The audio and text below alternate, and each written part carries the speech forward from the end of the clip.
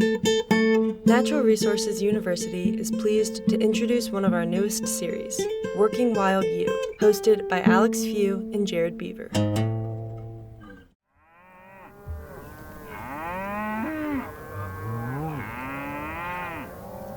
So we're up here on the mesa. The drive is just starting. They're gathering up the cows. Albert's moving back and forth, putting a little pressure on the front end of the herd to get them moving up. It's the sun hasn't risen yet, but first light has kind of moved across this landscape. We're starting here with our field producer, Matt Collins, so that we can take you to Wyoming's Upper Green River Valley, a place where the rugged individualism of the American West matches the people and the landscape. So they finished up pushing cows for the morning. The sun is up, the temperature's warming, and cows are happily moving along the highway. And in spectacular fashion, the light is catching the dust kicked up by their hooves. It sweeps across kind of the sagebrush hills, and it's touching the Wyoming range across the valley as the sun kind of comes up over the Wind Rivers. This is just as good as it gets.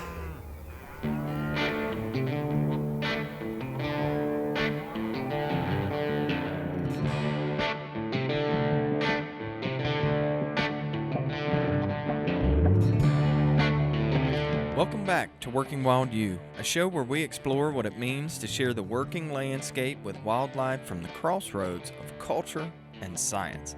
I'm Jared Beaver, and if you remember, in the last episode, we started to hash out the problem with wolves. And we decided the problem was that people don't have a shared vision about how to live with wolves. My name is Alex Few, and today we're going to revisit our past and the policies and science that set the stage for westward expansion and rangeland management.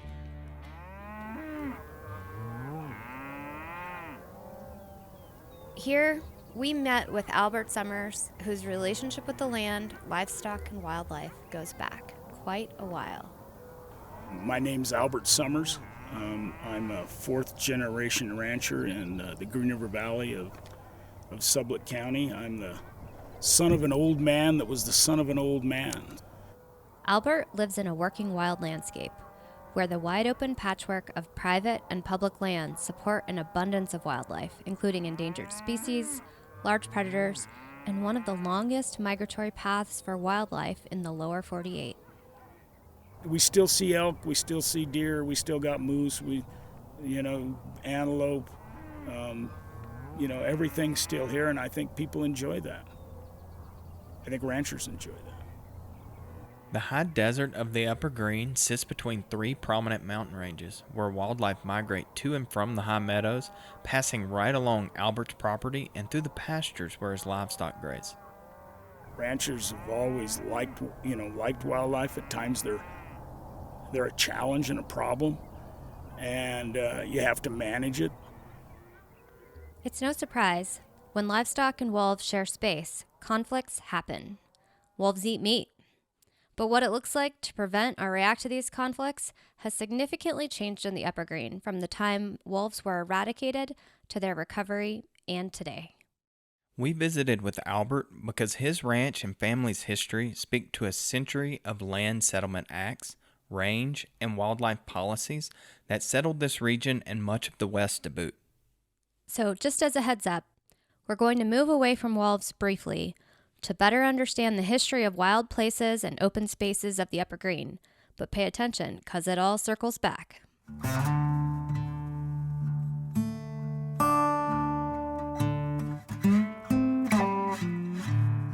So in the early days, as we look north from here, all of the sagebrush country to the north was all open range, all the way to the mountain. And so in the summer, the cows were outside of this area, would graze up the valley with the green up, just like the wildlife, migrate north into the mountains. And over time, that has become known as the drift. The Green River Drift is Wyoming's oldest stock drive. Back when this drive started, cowboys lived in wagons that moved along with the herd on an open range as far as the eye could see. But for the entire time cattle have existed on the landscape, one challenge has remained constant: the area's extreme, borderline biblical weather. But when livestock were brought to this area, some of the settlers from milder climates weren't prepared. And then the winter of 1889 hit, and it killed 90% of the cattle in the valley. When that happened, everybody realized they needed to put up hay, and the big people left the valley. They realized they couldn't just graze year-round. And so basically the valley was settled and built by small ranches. Yeah, so this is important. The incentive to settle under the Homestead Act and the well above average rainfall in the 1880s created a cattle rush throughout the West. It was a first come, first serve opportunity. Once heavy winters were followed by drought, the reality of cattle ranching in the variable West hit home. That's right. Hard winters like what Albert just described were a common occurrence in those days. Another hard winter in 1886 was known as the Great Die-Up. Out on the prairie, there are accounts of potatoes being frozen in the hands of early settlers. People had to burn furniture to stay warm because there were no trees on the prairie, and when they ran out of furniture, they froze. The heavy winters of the 1880s were followed by 2 decades of drought between 1890 and 1910. Known as the Long Drought, this is just another example of the variability that is characteristic of the West. The West was homesteaded on 160s. All of these ranches are an amalgamation of the Homestead Act. The 160 acres in the West doesn't work. So it's interesting to think about how the Homestead Act created a real shift in humans' relationship with the land. Land ownership was a concept that European settlers brought with them to the West, an idea that Native Americans didn't need. That's a really good point, Alex. By managing large areas as common pool resources and moving seasonally with the land and the wildlife, they were really able to overcome a lot of the same challenges of scale. And I think that there's really a lot that we can learn there. Scale matters. It's dangerous to scale up in some simple linear way from a small plot where you've done an experiment to a entire allotment or a ranch, let alone a watershed or a whole region. So Nathan Sayer, who we just heard, is professor in the Department of Geography at the University of California, Berkeley. In his book, The Politics of Scale, presents a really amazing account of the past. Nathan has helped me connect the dots to understand the complex interaction between all of these federal lands policies and a frequent mismatch of scales that have led to problems in land management in the West characterized by its variability. One example of a mismatch of these scales is the Homestead Act itself. You just can't make a living as a livestock producer off 160 acres in an arid, cold, high desert environment. But over time, the policies were changed, recognizing that there were many places where 160 acres was just not enough.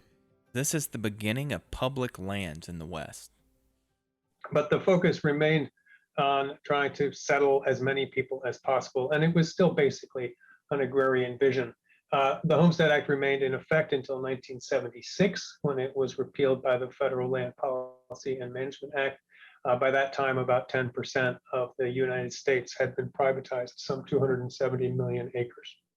After the Homestead Act, President Theodore Roosevelt signed the 1905 Forest Transfer Act, which created the National Forest.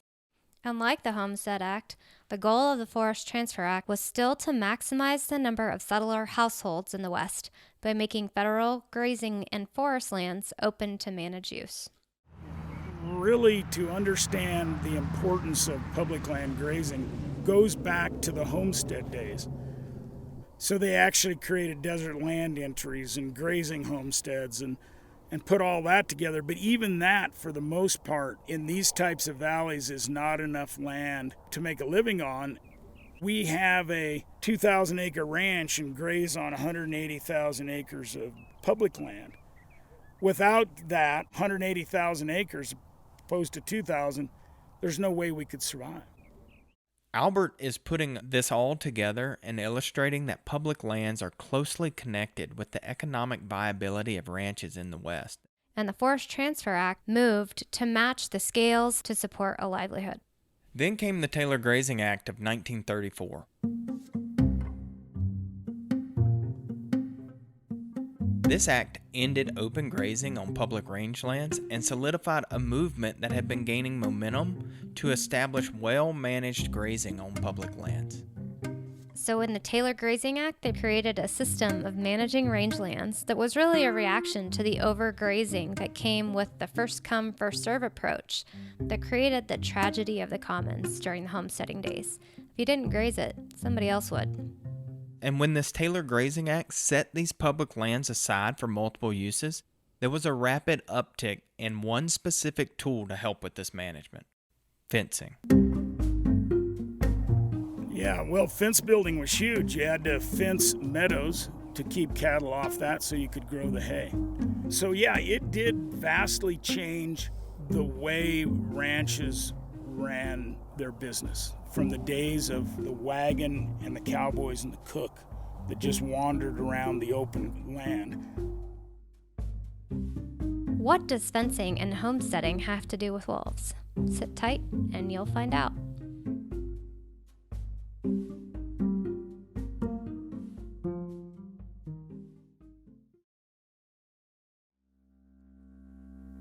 If you're interested in learning more about the homesteading days in the Upper Green, you can head to the Sommers Homestead Living History Museum near Pinedale, Wyoming. You can find more information in our show notes. Now, back to the show. Welcome back, folks. We just heard Albert Sommers talk about the interconnection of private and public lands with the way the West was settled. Now we're going to bring that back to wolves. So let's jump into one particular instance in time. One scientific study that changed the way federal land managers thought about wolves and livestock and set a ripple effect that eventually led to wolf eradication and then recovery and where we are today. Fencing is essential for helping livestock producers manage their range. Nathan Sayer cites one monumentally flawed experiment as kicking off the fencing craze, where in 1907, an effort by the Forest Service to fence a 2,560-acre pasture in Wallowa County, Oregon, was claimed to reduce predation risk on livestock and reduce the need for labor. 4 square miles of land were enclosed with a coyote-proof fence that was then guarded by a hunter and stocked with a lightly tended band of sheep. And 2 years later, success was declared. 2 things that came out of that. One was building lots of fences. Another was eliminating predators, because one of their goals was, in fact, to reduce the labor costs of raising livestock. And fences that kept out predators were too expensive. But if you got rid of the predators and you had fences, then you didn't need so many cowboys or herders to keep track of your animals. Wow. Well, this sounds like another example of where scale really matters, especially in science. If you remember, this experiment was on a 2,560-acre allotment in one county in Oregon at one particular place in time, and it got positive results. So it's like, great, this can work now on 10,000-acre pastures everywhere, all the time across the West. While science is important in a lot of contexts, the misapplication of science is just not helpful. And there are definitely special interest groups that cherry-pick their science to reach political ends. And in this particular study, they did not include the cost of the hunter patrolling the fence perimeter, and they significantly reduced the costs of building the fence, assuming that in other places in the West, the ground wouldn't be so rocky, so the fences wouldn't be so expensive to build. Basically, the government ran with the results of the study without considering some key omissions. That's right. And all of these federal land management acts were set up to make it easier and less costly to run livestock, and that included killing carnivores. To carry out this vision, Congress in 1915 gave $125,000. That's equal to $3.5 million in today's money. They gave that money to kill predators on federal lands. This money went to the Bureau of Biological Survey, which is the precursor to the U.S. Fish and Wildlife Service. And in the early days of these budding federal bureaucracies, they were really looking to gain agency and validity And one of the ways that they did that was building upon actions of what was already happening on the ground. That's crazy to think about, but while the government took the lead on predator eradication, I think it's safe to say that wolves and people have a long history and a checkered past that started well before federally sanctioned predator control. My name is Ed Bangs, and I'm a wildlife biologist for the U.S. Fish and Wildlife Service. I've been retired about 11 years now. How'd you get into this type of work? Bad decisions.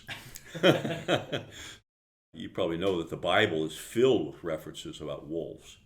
And so the wolf was used as the symbol for the dark side of human nature. He's not kidding here. Like, the Bible is filled with these type of references. Ones like, beware of the false prophets who come to you in sheep's clothing, but inwardly are ravenous wolves. And another, I know that after my departure, savage wolves will come in among you, not sparing the flock. Wild stuff.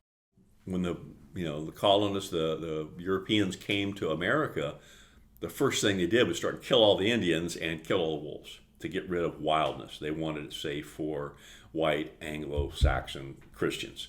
And that never stopped. And so the government finally got involved. Poisoning carcasses was the choice tool of the Bureau of Biological Survey, as they eliminated wolves and other predators from private and public lands. Extermination goes for bison, too. Prior to the turn of the century, subsidized mass hunting wiped out the bison populations. The real intent, let's be honest, in the 1800s was to control Plains Indian tribes by taking away their main food source. And this was all part of a systematic campaign to dispossess Native people of their lands. So again, we're talking about land ownership here. And the mass killing of bison was another way to make room for the many settlers streaming into the region, thanks to the Homestead Act and other land settlement policies.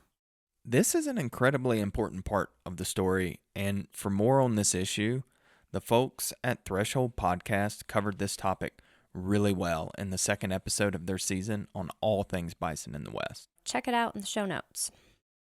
Okay, Alex, back to Ed Bangs and wolves. And so that pattern happened everywhere. When I was in Alaska, our Super Cub pilot, Vern Burns, started in Alaska right after World War II. He used his GI Bill to get a pilot, and he spent his first years up there throwing poisoned horse meat out of planes and aerial gunning wolves in the middle of freaking nowhere in Alaska, just because, to save the moose and caribou, even though there weren't any problems or anything else. He goes, it was completely insane. So we're finally tying it back in. We're bringing back in the upper green. Like most landscapes of the American West, wolves were eliminated from a combination of government-funded eradication and, well, a little bit of help from folks on the ground. My dad tells the story about hearing this animal howl.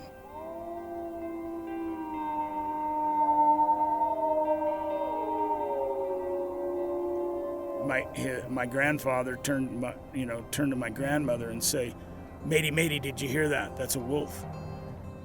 They saddled up the next morning and they trailed that wolf. And that wolf was later caught on the east side of the valley. And that was the last wolf until in the valley until reintroduction. But yeah, my grandfather told my dad, who told me about wolves getting into a weaning pen in a weaning pen in Big Piney and killing 50 head of weaning calves in one night. And so there was no love for wolves with ranchers. But everything else, I think was just considered part of the landscape. So around the same time, many ungulate species, including elk and deer, were in lower numbers due to unregulated hunting. That left livestock as an increasingly attractive food source, and this made conflicts between wolves and livestock a heck of a lot higher than they are today, with recovered prey species like elk and deer. That's a great point, Alex. The return of large numbers of ungulate species is an often forgotten success story, and critical to wolf recovery and reintroduction, which would not even have been possible without the rehabilitation of the wolf's prey base, deer and elk, brought on largely from an effort driven by hunters. Absolutely. But the recovery of wolves also happened due to a major shift in the way most folks think about wildlife, and that's evidenced by the adoption of the Endangered Species Act, which passed Congress in 1973 with nearly unanimous passage on both sides of the aisle. Yeah, to think of that, that's really uncommon, it seems like, in today's time. But the Endangered Species Act was a completely bipartisan movement, signaling a broad value shift on this front throughout the country. With wolves, it was a symbol of kind of a advance of science and the science of ecology and the thought about Earth Day and all that kind of stuff. The Endangered Species Act, the Clean Water Act, clean air, all those things came about in the 60s as people just had different values about what it means to live in America and what things are important to them. On the side of range management, there's a whole new series of thought that believes that hoof impact can have positive ecological effects. We're going back to what happened with bison out on the prairie, moving in large herds across the landscape. So the science of keeping cattle evenly dispersed is shifting. We're not staying in the paradigm of 100 years ago. And with that, the return to herding, there's a need for more hands on the land, more eyes on acres. And one of those management tools is range riding.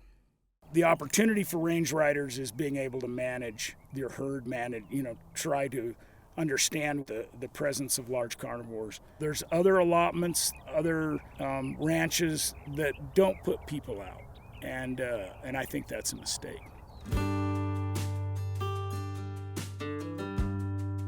So, to come completely full circle here, Albert oversees a whole network of range riders who are basically cowboys and cowgirls responsible for overseeing livestock out on the range, keeping track of carnivore movement, and even helping identify livestock kills. So, going back in time, we took these things away from the range, people, predators, and we left all of our animals out there behind a fence so they wouldn't overgraze. And remember, this system of grazing was scaled from one small study conducted in Wallowa County, Oregon at the turn of the century. And to think about the way ecological research is typically conducted, it's really set up for the duration of a graduate student's tenure, which is often 2 to 5 years, and in a specific location. This way of conducting research lends itself to science that's hard to scale across a landscape because it's inherently variable in time and space. And what we are now learning is that in a restored ecosystem that includes predators, the low labor system just doesn't work. We need more hands on the land, more eyes on acres. So, are you saying that the end-all be-all solution is range riding? No, it's much more complicated than any one solution. In fact, later this season, we'll have 2 episodes about the solutions, just the tools in the toolbox. But there's also lots of economic issues to consider as well. Okay, that all makes sense, but help me understand how this connects to the way the West was settled. So remember earlier in this episode, Albert Sommers illustrated that public lands are closely connected with the economic viability of the private lands on these ranches. We have a 2,000 acre ranch and graze on 180,000 acres of public land. Without that, there's no way we could survive. All of us that are on the drift, our living is entirely reliant upon public grazing. And these private lands are the most biodiverse because that's where the water was found. And that makes sense. That's where people first homesteaded. And today, those are the same lands that are most attractive for development. And those are the same lands that are disappearing at an alarming rate. But today, here, we've covered a lot, all the way back from the days of homesteading the West, to an experiment gone awry, to wolf eradication, and to today's landscape where wolves are returning. But what we haven't really touched on is who really pays for the added cost of managing these working lands across these biodiverse landscapes that are once again home to predators. And we're going to talk about that in our next episode. Whose blood, sweat, and tears are in your hamburger? You're not going to want to miss this one. See you soon.